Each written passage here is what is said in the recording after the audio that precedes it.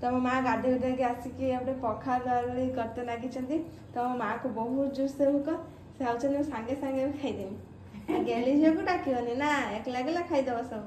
गेली झील हाँ गेली झील को डाकुनी जे गेली झील ना पखाल भी आनी ना हाँ ना तो बहुत डेरी है 12टा को पारेला 12:15 है तो से डेरी होची ना माँ खाया तो कौन कौन आइटम है आज आइटम हाँ आइटम पर है